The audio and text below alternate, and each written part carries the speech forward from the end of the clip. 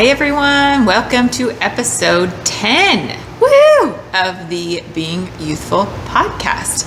I am Kim Beegler. I am the owner of Ewethful Fiber Farm and Mill here in the mills in Halsey, Oregon, and we live just a little bit south of here in Harrisburg, Oregon. So we're kind of halfway between Salem and Eugene.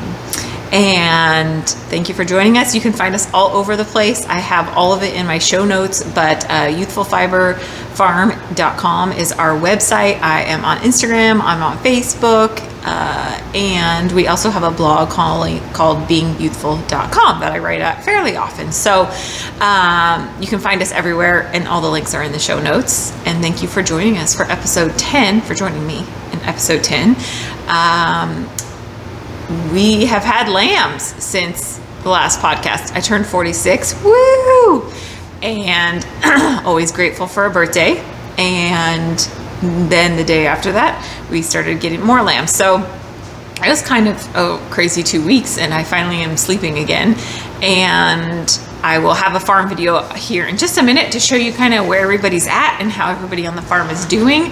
We are kind of in the period where I step back and don't have to do much anymore. Not that you have to do much to begin with. I mean, the moms take care of their babies, hopefully, most of the time, and you don't need to do much. This, I did have to, for the first time, pull a lamb while Mama was in labor because it was going very, very, very long. She's a first-time mom, and that baby was just not coming out easily, and she was absolutely exhausted, like panting like a dog. And a lot of times what happens with sheep is they go into labor, they show you signs, and like for every other sheep, you walk away and then come back, and all of a sudden there's babies. And that could be over a period, you could check in every half hour or so, but a lot of times you show up and then the babies are there. This mom was not happening that way. So I write about it over on the blog.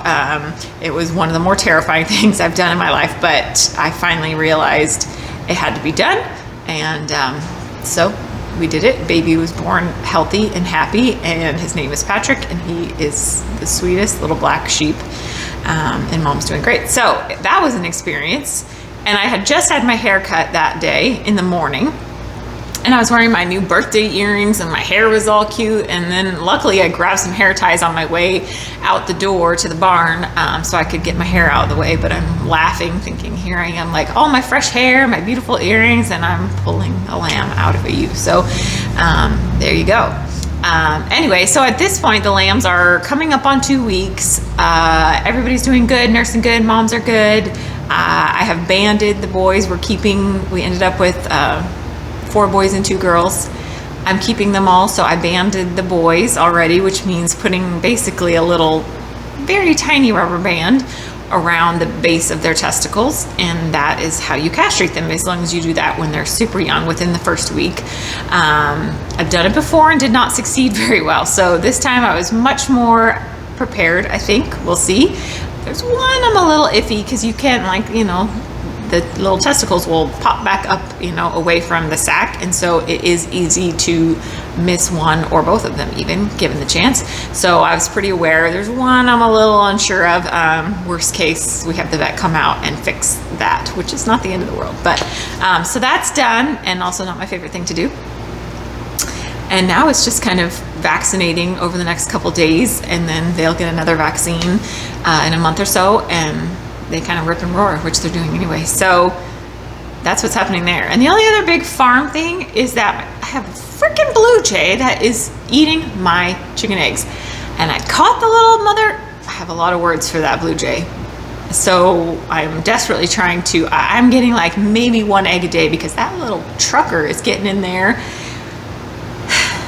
and breaking all my eggs open. And I was thinking it was my chickens, because they can do that. Chickens can, break into their own eggs a lot of times just to eat them. But so we've, in the spirit of not injuring wildlife, I've set up some things to try to dissuade. I'm hoping I scared the crap out of the blue jay when I caught it, walked in there, and it was freaking out trying to get out. But we'll see. So that's one of the frustrations at the farm these days. But other than that, things are smooth sailing. So I think I am going to let you guys see a little update on what's going on with all the babies at the farm. June wants to always pop in and say hi, and then I'll come back and we'll talk a little bit more. Okay guys, here's our Cash is coming up to say hi. Farm tour. The chickens are randomly just all over the place. You can see June out there. The alpacas and cuddle bugs laying down. June's getting a little less pasture time because it's spring and we fertilize these pastures, and that means it's very rich, which is not great for horses. Great for every other creature we have, but not horses. So she's in her stall just a little bit more during the day. She has limited times at pasture, which is okay. She's old and sleepy. And over here we've got the crew and Mitch working as always. Everybody's getting big and old. And Mitch is excited to be on the podcast. He's always excited. We're gonna cruise inside the barn to see what my egg situation is. So I told you about that pesky, see the rams way out there eating away. We're starting to irrigate because we've had quite a bit of no rain recently. So Nigel, you stay out. So we're gonna go take a peek. I put up some sheets to try to give the girls, well, two things. One is these girls are free range all day, so that means that sometimes they lay where they should, and other times they find corners all over the farm, and it's like an Easter egg hunt, and you lose quite a few. So, and then that combined with our blue jay situation. So I came up with some new boxes. We're trying everything to keep them to lay in here, and then made it a little bit more scary for the blue jay. Hopefully I scared the dickens. So far I'm not seeing any eggs though, and this is all temporary, but it's just like, let me see what they think of this situation, and if I've freaked the blue jay out enough to not come back. So this is their favorite place to lay. It did not have a sheet over it before. Nobody's doing anything. Little stinkers, and they used to love these boxes, but no. So we'll see. I probably freaked them out so much that now they don't know where to lay. But we'll get it worked out. Nigel, come on, out of the coop. So, and they're all wondering why I'm in here. So we'll go out and say hi to the lambs and everybody. And Elsie Mae's got a keen eye on these lambs. So they're probably not going to do much exciting, because Mitch is out here and I'm out here and I have a camera, which means they will all just stop and stare. There's Trilla and Patrick. Patrick's getting so big. And there's Taraji and Johnny Rose, who's the biggest. He's a week older than everybody. And Cash keeps a keen eye. Oh, hi, Patrick. What are you doing? He's very friendly. He's very friendly. And learning that headbutting is fun. So there's Patrick. He's the lamb that I pulled out of Mom. And then everybody else is hiding out over here. Mitch is working on fences, because that's all you do. That's all he does, I think, is work on fences. Hi, babies.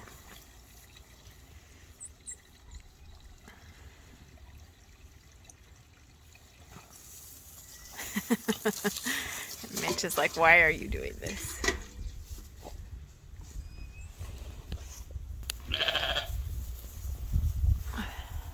There's Patrick again. We all know you're brave, little minster. So here's my head. And his mama's right there Here's Johnny. There's Moira. Oh no, sorry, that's not Moira, that's David. There's Johnny. Johnny's very friendly also. He's got goop all over his face.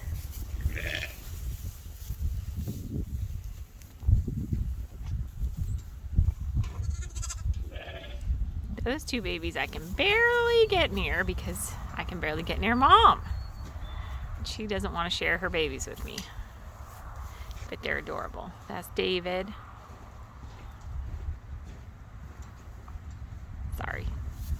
David and Roland. And they're both so darn cute. And Johnny's still here.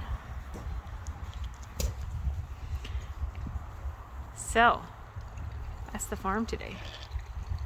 We'll see if anybody... We're just going to do a lot of nursing.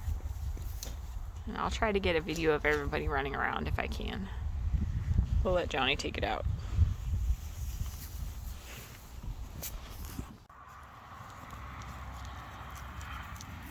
They think I'm going to give them the hose because I was cleaning and filling the water. So they're all just standing here waiting for me. There's the hose. They never come this close to me, just so you can see where I am. This girl, no. I'm not hosing you ladies today. It's not warm enough. Sorry.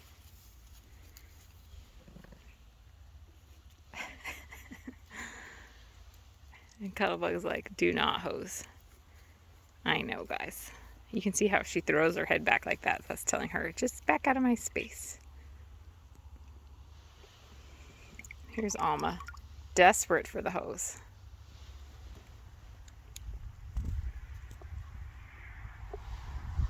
Sorry, ladies. Not today.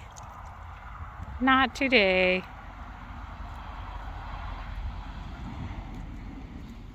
Okay, I just had to do a follow-up because I realized that my egg situation, that this is a little crazy in the last video, but I wanted you guys to see. Boop, boop. We actually got 4 eggs in here yesterday, none of them broken. So, I'd say that's a win-win. And we found another spot up top where we found about 6 eggs where they've been kind of hiding out in our shop of all places. Very far from everywhere. So, anyway, I'm a little crazy, but it worked. Okay, I hope you enjoyed the farm tour this week. There's really nothing cuter than lambs, and they're getting to the point now where their moms are letting them stray a little bit. The first couple days, the moms don't let them go very far. Now the babies can kind of be slightly out of their sight for a minute or two, and the moms aren't freaking out, especially if there's food involved. So if you can catch them at the right time, all 6 of the lambs are tearing around, chasing each other, bouncing in the air, and just having fun, and it's really cute. And I can't quite seem to get good footage of it, but maybe before I get this out on YouTube I can. So I did have a question. Somebody texted me, one of my good clients texted me and asked me about if I could do a black yarn in one of our, this is our Romney alpaca silk, our Halsey blend that I talked about last podcast, and she was wondering if I could do it in a black. And I messaged her back and said, that's a really good question. I'll talk about it a little bit more on the podcast, but the long and short of it is I would have to dye it black. And the reason being, and Romney people, if any of you are watching, you can send me a picture of your all black Romney, but I don't know if an all black Romney sheep, I'm talking about the breed of sheep, if that exists. All I've seen in Romney is into very dark variegated grays. So very dark grays, but not black. So in essence, to get a lot of sheep breeds in a black, it's dyed. Most of the yarn, if you're buying yarn at a yarn store and it's black, most likely it's been dyed. Even in my Shetlands, there are other little white fibers that can bleed through, or they just get a little bit bleached out from the sun hitting the wool. So there certainly is natural black yarn, but it's more on the rare side, I would say, than on the common side. So my answer to her was I would have to dye it black, which I haven't dyed anything black before. And basically I would be over dyeing the darkest kind of gray that you could see there with a black dye. So I could do it, but it would have to be dyed. It's not going to be done. I couldn't make a natural unless some Romney breeder shows me. And even then I would still have to dye it or the silk would have to be dyed that I add to it, because natural colored silk is kind of a very, very light, like tan color. So anyway, there's the long and short of it. And I've kind of broached that topic before, that most of the time when you're buying browns and blacks in a yarn, or even grays in a yarn that's been commercially processed, it's been dyed that color, because most yarns are white wool, are created out of white wool. Most commercially processed yarns are created out of white wool because it can be dyed any color, and it can be dyed any color uniformly. So there's my black yarn answer. So it can be done, yes. I just haven't done it before, and I was more than willing to try, but I think we'll see. She can watch this and tell me. Anyway, so there's that. I've been doing some hand spinning and knitting and stuff, but not a ton. And that's okay. I have picked up a little bit more on the weaving and the spinning, but the knitting has been just not on my radar, except for one thing, which I'm wearing. And I did post a little bit about this in my stories on Facebook but this is the Brookdale Vest that I have been working on. And for some reason I am spacing out the name of the designer, but I will go ahead and put it in my show notes, and I'm going to stand up so you can see how this looks. So this is, and I am so happy with it. I've never done a vest before. I was not sure how I was going to, am I gonna wear this? I think I am totally gonna wear it. And I'll flip around and maybe I'll post some pictures too, because I had Mitch doing some pictures. And you can see, I think there's a little kind of design element on the top back there. And I'll post pictures so you can see a little bit better. But I really like it a lot. And I think I'm gonna wear it a lot. I was determined to get it done before spring was too far in. Even though I think even in summer here in Oregon that I could throw this on over a short sleeve and it'll be great. So this I made out of Handspun, Shetland, and alpaca from our sheep. This is my sheep Oats. He was a lamb from 2 years ago, and he has really stunning on the very finer end of Shetland wool. And so it's really nice, and it weighs nothing. I mean, it's like maybe 7 ounces. I don't even know if it's 7 ounces. It's very tiny. So hand spinners, I don't think I have any more of it. I don't know that I have enough of this fiber in stock that you could do this. I may. There's a little bit of Shetland alpaca on the website, but that's basically what I used. And for my knitters, I have enough, I know for sure. This is the Shetland alpaca in a worsted weight that I made up here at the mill, and this is two of our sheep with some alpaca in it. And there is enough of this, and this is the same blend as what I did. So if you're in love with this and you really want to, and I don't think it would take, I think maybe it would take 3 skeins. I can't remember what it said, but it's not a lot of yarn. It's not. I have a whole skein of Handspun left over, which I may put up for sale on the site because why not? It'll probably sit in my stash forever if I don't. But I love this. I will put the links to the pattern and everything in it. And it got me thinking a little bit on the way. I'm gonna sidetrack a little bit and talk a little bit about my journey with owning this mill. And here comes the sun. Holy cow, it's gonna blind me out. Hold on just a sec, okay, I think that's a little better. It might still be a little flashed out from the sun. But anyway, as I was driving over, I was thinking a little bit. I've been working a lot on the business and kind of going through a transition with the mill. So I thought I would just sidetrack for a minute and talk to you guys a little bit about my story with owning the mill and where we're at with the mill right now, because I am going through a bit of a transition with it. And so when I bought the mill, I didn't buy the business, but I did buy just specifically the equipment from the person who had owned a mill a little bit north of us. And when I bought it, I kind of went on the same format that she was doing, where she was doing a lot of mainly custom processing for people. And then she would make fibers for hand spinners and maybe some yarns here and there for going to festivals with. So I kind of went on that same track. And there are two reasons. One, it's because I didn't know what the heck I was doing. And two is because I had a loan that I had to pay for my mill equipment, and I had a building that we had bought that I needed to somehow be trying to help pay for.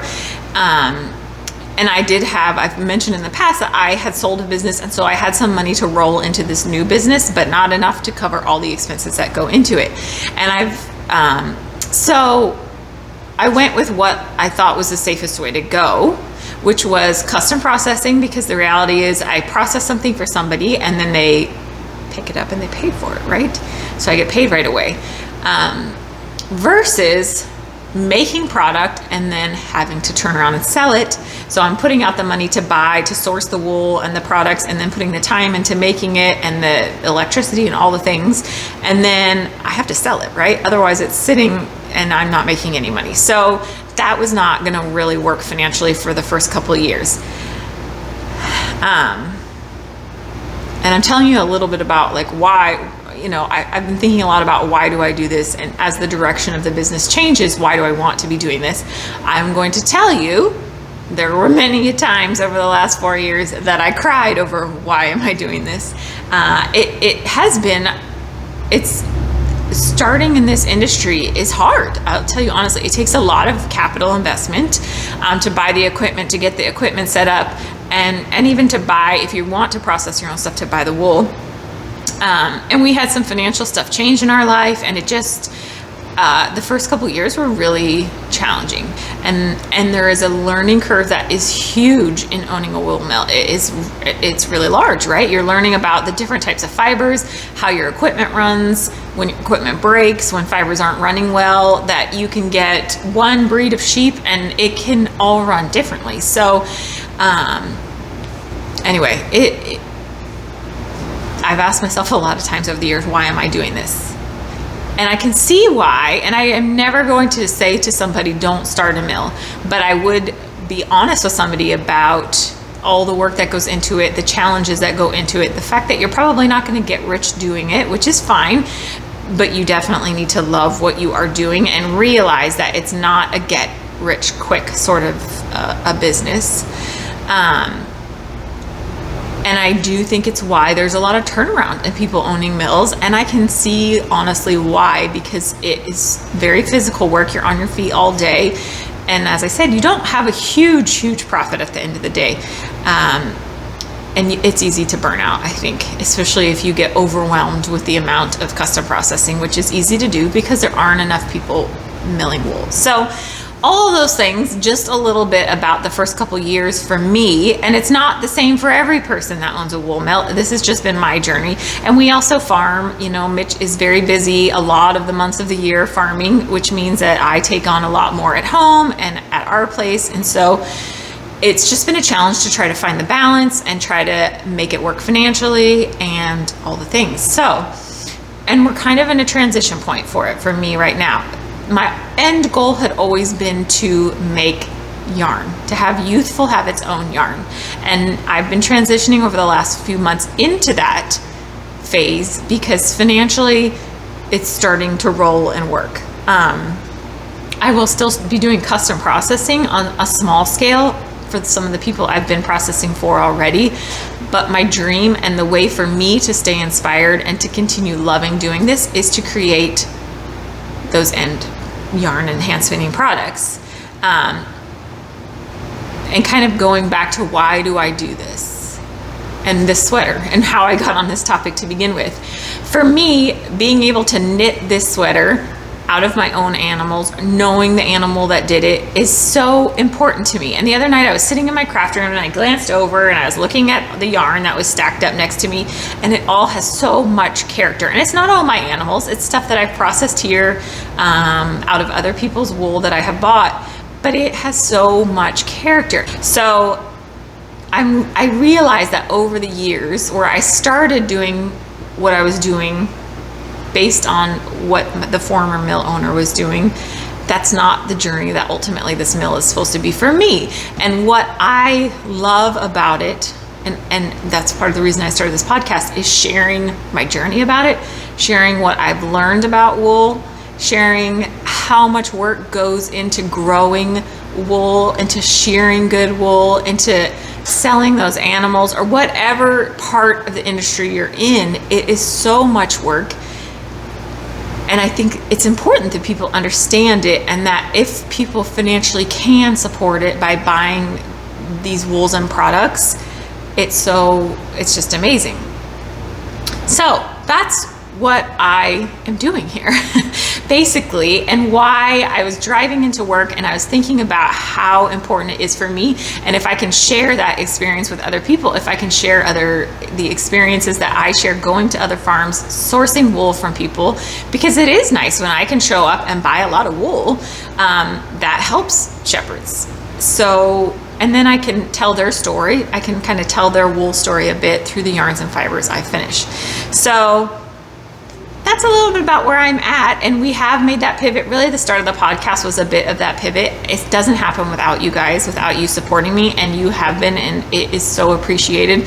And what I'm finding is that the more that I can put myself into making these yarns and fibers, the more creative and energized I am. So thank you for supporting me. I hope I am able to share parts of this industry that I have learned about, and some of the beautiful, and I hope that my products can tell the story of other people's sheep and other people's farms the way I'm hoping it does. And I hope that I can share them here with you on the podcast too. So the pivot has begun basically. And like I said, I'll still be doing some custom processing for people, but my goal is to have our own yarns. And I thought I kind of have a handful of the yarns here, so you could get an idea of, like, this is what I was looking at the other night, sitting on my bed, and how, so this is kind of some of our regular yarns, how different these yarns are. And they're all, different wools, spun differently. They all are gonna have different things they are good at doing. And to me, that's kind of the wool story. And it's what makes wool and yarn so exciting. So anyway, thank you all for supporting me, and for watching, and for buying, and for, if you're not buying, just supporting and making supportive, amazing comments, which, trust me, takes me far. So anyway, that's where we're at. And I hope that when you work with the fibers that I make, that it kind of inspires you and energizes you also. So that's where we are. And on that note, I'll talk about it a little bit more, but we got our first magazine to ask for our yarn for a pattern, which is really, really huge, and it's an exciting thing for us. And I'm kind of going to share that journey with you over the next couple months, because it means me having to ramp up producing that yarn. It's for a sock pattern, and it's actually our Prineville yarn, which I designed to be socks, and it's a wool and mohair, and it got picked up to be in a sock pattern for a magazine that will come out later towards the end of this year. So I'll bring you guys on that journey a bit, because it does mean kind of focusing on getting more of those yarns up and sourcing the wool for those yarns and all that. So anyway, that's awesome. I'm very excited about the opportunity. So, and to see the finished sock. So that was a long way around talking about this finished vest, but it's finished. Onward to other things. Handspun, I did want to show you. I did a spinning Saturday where I talked all about this handspun, but it's done.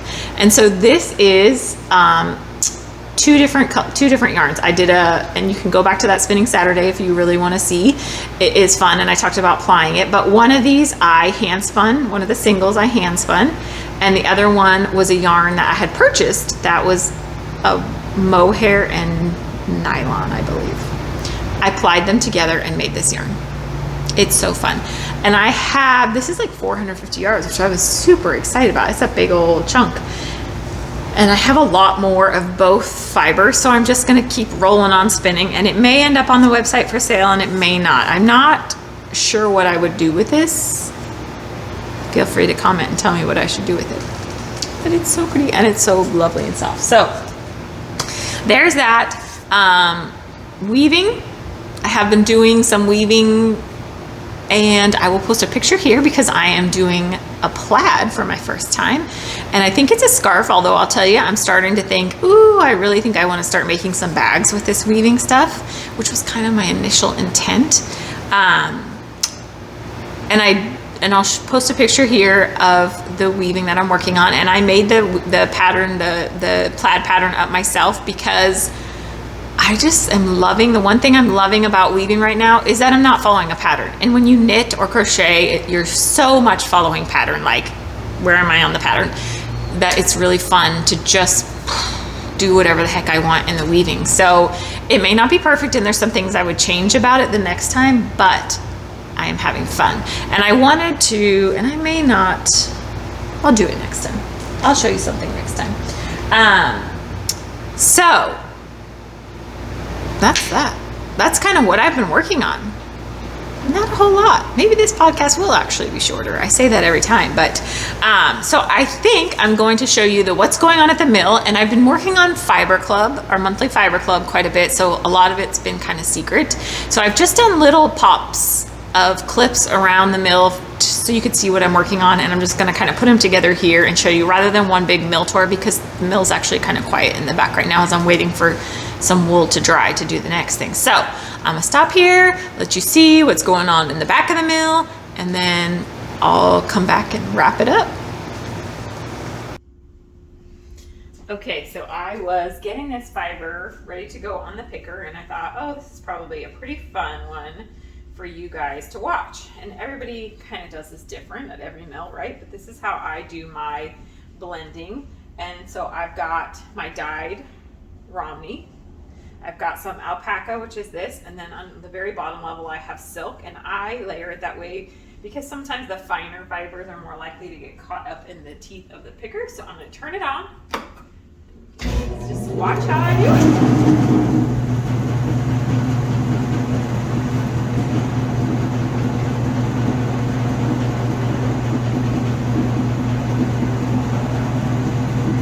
Open it up a little bit, depending on the fiber, just because this was dyed, so it got a little bit more compressed. So I just kind of am helping the picker out because, I mean, whatever, that's what I'm here to do, right? It helps me out. So I just do layers. And it's just eyeballing. I already have everything measured out in my bins over here, so you know how much per pound I want. So then from here it's just eyeballing because it keeps blending the whole way. So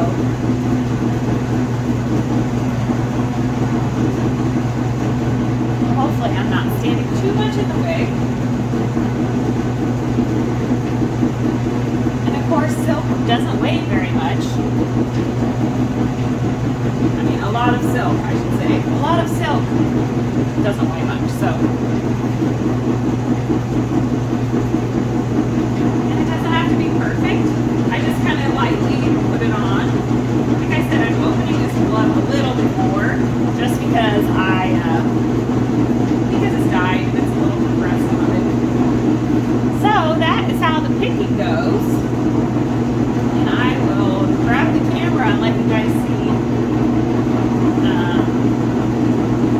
how it looks here on the other end.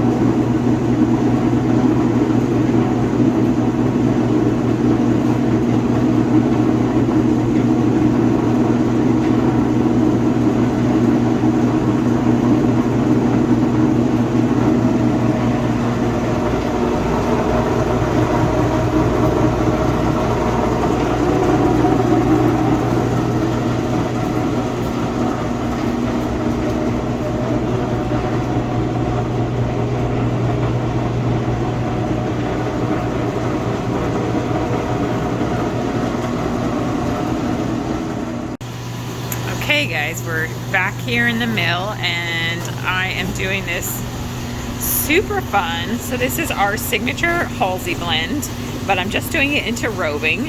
And so this is Romney is the green that I dyed up in the wool at home. And you can see it's still kind of in lock formation. This kind of light fawn is the alpaca. And then there are bits of silk. You can see actually like that's silk right there, that little chunk. So There it is, weighed out, ready to go onto the carter. Sorry, my dogs are gonna bark in the background. So there it is, going in. We'll walk around and let you see.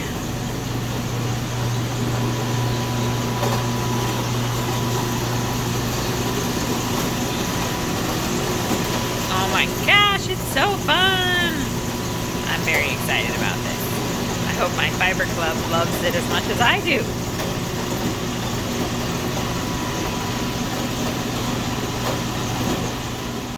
Okay, so I should be going home to work on this vlog, but instead I had to just get it on the carter, this next color, so I could see. So I'm gonna go to the other side and you guys can see. See, this is the exciting part. This is what brings me to work, man. Let you guys see as this comes out. I'm gonna do my fancy footwork of trying to do both. Hoping that. There you go. Oh my gosh, it's so fun. Okay, so that's gonna spin up amazing. And it's gonna be so pretty. This is gonna saturate out even more. There you go. Hopefully that'll be up as the podcast is going out. And there's one more color to come this week in a day or so, which is more of a red.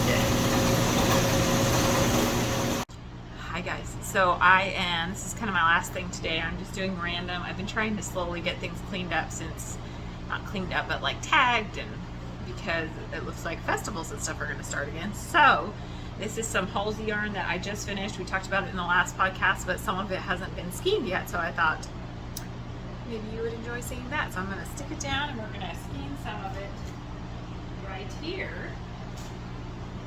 And some of them have tags on them, and that's if they're not my usual 220 yards, then I tag them so that I know when I go to tag them, because that still has to get done too.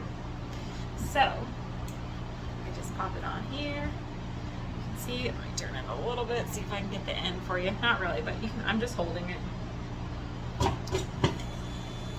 have a little foot stomper. There you go. That's all there is to it. I'm pretty lucky. I do a little walk on it and I see if I like it. Sometimes I do, sometimes I don't.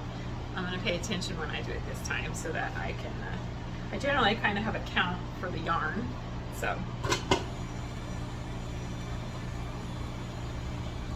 And it's almost a little bit tight. And if you've ever done this at home, I can show you how to do one at home if you've never seen. But you're almost doing a little extra so it feels tight. So there you go.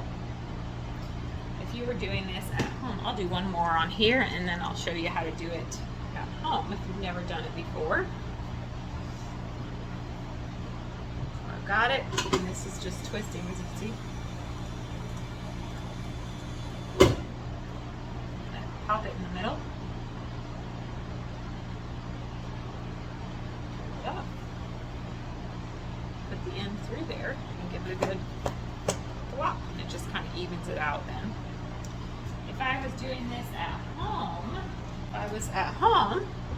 I would have my two ends, and I just hold one and start.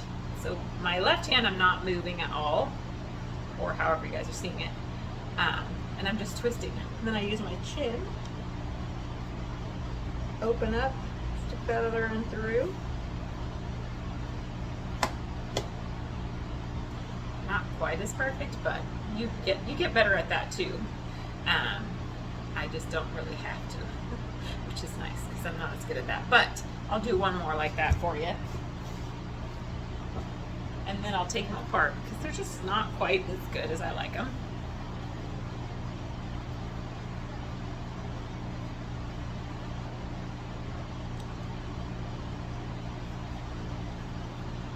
That guy through there. Just let it bounce out. There you go. So that's what I'm doing right now. I'll do one more this way. I feel very, this was just an add-on to my machine.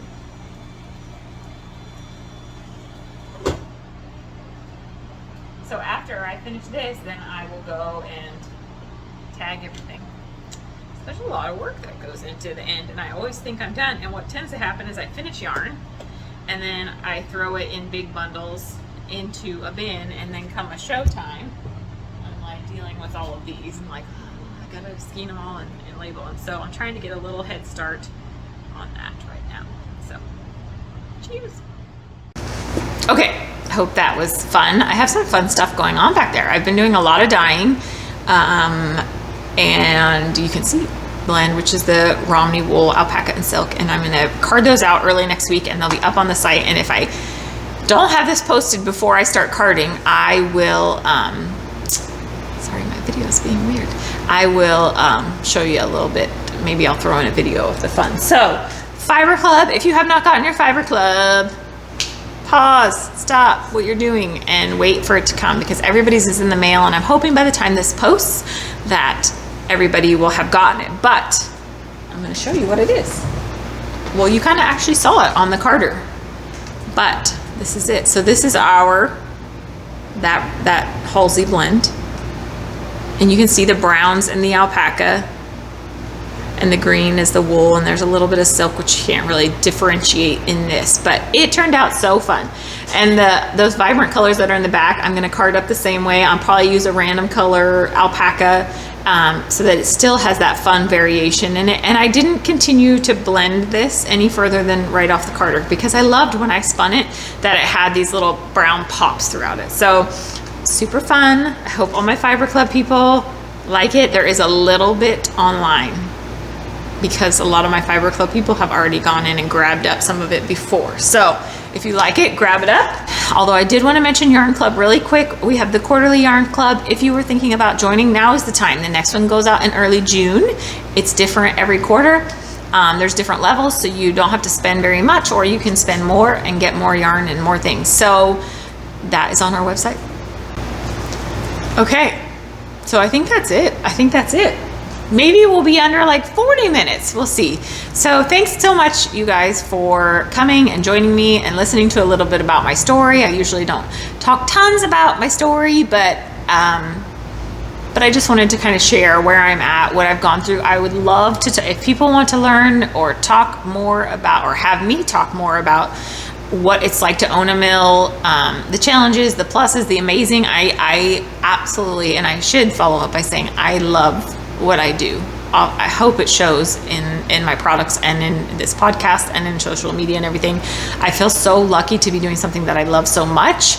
But that doesn't mean it doesn't have its challenges. And so while I can paint this beautiful, pretty picture all the time on Instagram and everywhere else, sometimes it's not that, and that's okay. That's you can't have your highs without your lows, right? So anyway, let me know if you want to hear about more things. If you're thinking about starting a mill and you want to know some of the nitty gritty, feel free to ask. So thank you so much. Don't forget to subscribe if you haven't, or like, or please comment. I love the comments. So that's all. Everybody take care, be healthy, and until next time, I'll be here.